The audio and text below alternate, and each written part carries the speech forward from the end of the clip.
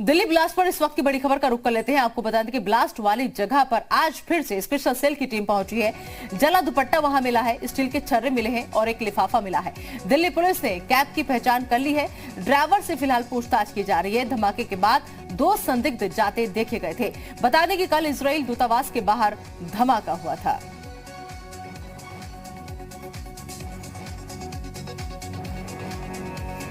तो फिलहाल दिल्ली ब्लास्ट पर इस वक्त ये अहम खबर। दरअसल ब्लास्ट वाली जगह पर आज फिर से स्पेशल सेल की टीम जो है वो पहुंची है मुआयने के लिए।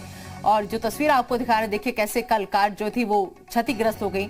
वहां पर इस वक्त स्टील के छर्रे जो है वो मिले हैं, एक जला दुपट्टा जो है वो मिला है, लिफाफा मिला है। दिल्ली पुलिस ने उस कैब की भी पहचान कर ली है और ड्राइवर से फिलहाल पूछताछ की जा रही है। धमाके के बाद 2 संदिग्ध जो थे वो जाते हुए देखे गए। तो कल इजरायली दूतावास के बाहर धमाका हुआ था, जिसके बाद आनन फानन में आसपास के इलाके में अफरा तफरी का माहौल हो गया। तो कार के शीशे टूट गए। 3 से 4 गाड़ियां ऐसी थी जो वहां खड़ी थी और वो क्षतिग्रस्त हो गई। तो ड्राइवर से फिलहाल पूछताछ की जा रही है। कैब की पहचान हो गई है। तो दिल्ली ब्लास्ट पर इस वक्त की ये बड़ी खबर। जहां पर ब्लास्ट हुआ है उस जगह पर दरअसल आज फिर से स्पेशल सेल की टीम जो है वो पहुंची है। बता दें आपको कि एक जला हुआ दुपट्टा यहां से मिला है, स्टील के छर्रे मिले हैं, लिफाफा मिला है। तो दिल्ली पुलिस ने कैब की जो उस वक्त निकली वहां से उसकी पहचान कर ली है। ड्राइवर से पूछताछ की जा रही है।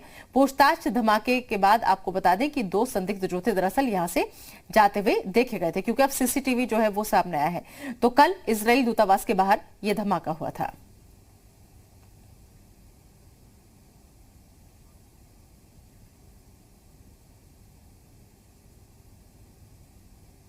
हुआ है कि ये सिर्फ एक ट्रेलर है, क्योंकि जिस तरह से पिछले साल की अगर हम बात करें तो ईरान के अंदर जो उनका काफ़ी पावरफुल जनरल थे और साथ ही साथ एक न्यूक्लियर साइंटिस्ट थे, इन 2 लोगों की हत्या की गई थी। एक ड्रोन स्ट्राइक में मारे गए थे और दूसरे की कह सकते हैं कि जो इजरायली एजेंसीज ने न्यूक्लियर साइंटिस्ट की हत्या की थी। तो इसको लेकर के ये जो मेंशन किया गया है चिट्ठी के अंदर कि ये एक ट्रेलर था, यानी कि सीधे तौर पर बताने की कोशिश की गई है कि जो इजरायली एम्बेसीज है उसको भी और उसके डिप्लोमेट्स को भी टारगेट किया जा सकता है।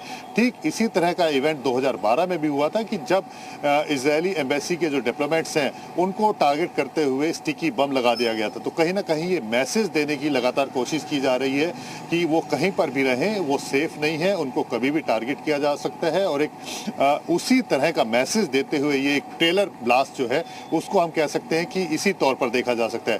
लास्ट टाइम जब 2012 में जब इसी तरह का धमाका हुआ था, तब भी मोसाद ने जो भारतीय एजेंसीज हैं उनकी मदद की थी, क्योंकि उसके बाद जो इवेंट्स हुए थे, जिस तरह से थाईलैंड के अंदर धमाके हुए थे, जॉर्जिया में धमाके हुए थे, तो ठीक इसी तरह से जो कनेक्शंस हैं उसको डिकोड करने के अंदर जो जिस तरह से इजरायली एजेंसीज हैं उन्होंने मदद की थी। तो उसी तरह से एक यहाँ पर भी एक कोऑर्डिनेशन बनाने की कोशिश की जा रही है, ताकि जो इंटरनेशनल कॉन्स्पिरेसी। तो हमारे संवाददाता जो है वो जानकारी साझा कर रहे हैं कि कैसे कब कब इस तरीके के धमाके जो थे वो हुए थे, और उसी लिहाज से उन तमाम बातों को ध्यान में रखकर अब आगे की जांच पड़ताल जो है वो की जा रही है। फिलहाल अहम खबर यह है दिल्ली ब्लास्ट पर कि इस वक्त ब्लास्ट वाली जगह पर आज फिर से स्पेशल टीम जो है वो पहुंची हुई है, मौके का मुआयना कर रही है।